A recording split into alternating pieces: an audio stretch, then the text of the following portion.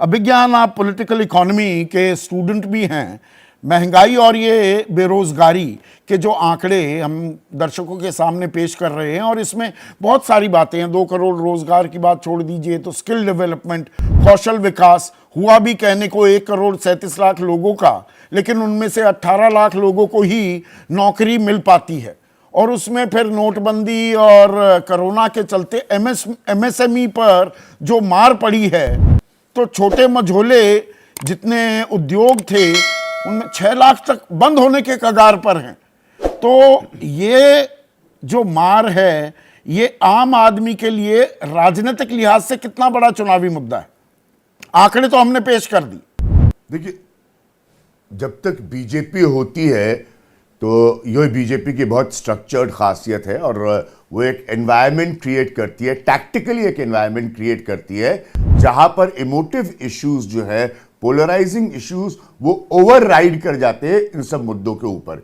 ये बीजेपी की यूएसपी है। अन्यथा अगर इन आंकड़ों को हम देखें और समझें, और शायद प्रदीप जी आपसे कह रहे थे कि आप 1016 बार बता चुके किसी आंकड़े को, अब तक उनका प्रभाव हो जाता, बट ये टैक्टिकली ऐसा होता है। अब सेकेंड पॉइंट जो ज्यादा गंभीर है किसी भी गवर्नमेंट के लिए, BJP, Congress, and they've all dealt with it, your maximum employment, सबसे ज्यादा आपके जो एम्प्लॉयमेंट है वो आज भी प्राइवेट और अनऑर्गेनाइज सेक्टर से आता है।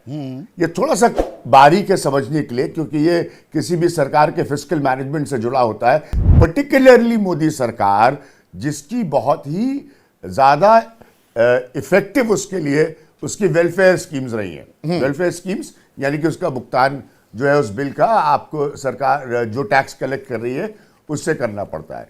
तो ये चीजें लोग समझ नहीं पाते कि सब आपस में इंटरलिंक्ड है।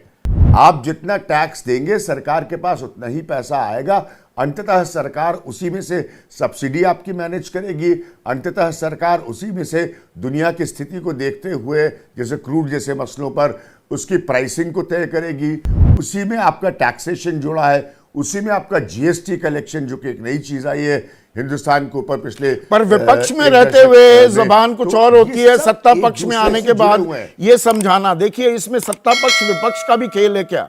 ये बीजेपी की मजबूती और विपक्ष की कमजोरी है क्या? विपक्ष ने यही सवाल झेले, पर आज वही सवाल वो उतनी मजबूती से नहीं उठा पाते क्या? ये बड़ा अच्छा पॉइंट है, इसको थोड़ा हाईलाइट। विपक्ष को करना क्या चाहिए जो वो नहीं कर रहे? मैंने अभय जी को सुना, प्रदीप जी को सुना, यशवंत को मैं सुन रहा था। वो सरल स्ट्रक्चर्ड तरीके से नहीं बता पाती जिस इफेक्टिविटी से बीजेपी बता पाती है कि ये है आर्थिक मुद्दा आपके सामने, और इससे ये है आपके जीवन का नुकसान, चाहे वो बेरोजगारी हो।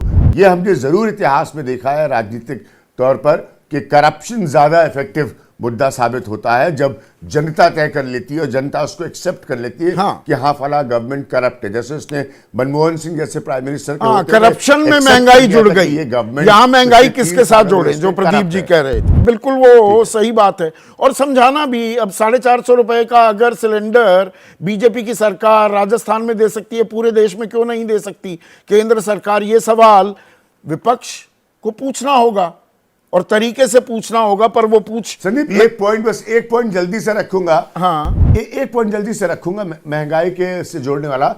अगर सिर्फ कोई समझा सके कि जैसे जैसे महंगाई बढ़ रही है, अर्थात रेट ऑफ इन्फ्लेशन, क्या आपके घर की आमदनी उसी प्रोपोर्शन में, उसी औसत में बढ़ रही है, तो फिर आप समझिए कि महंगाई आपको कहां ले जाकर कितनी बुरी तरह से मार सकती है। आहिस्ता आहिस्ता आपको समझ में भी नहीं आएगा कि आपके साथ क्या हो रहा है।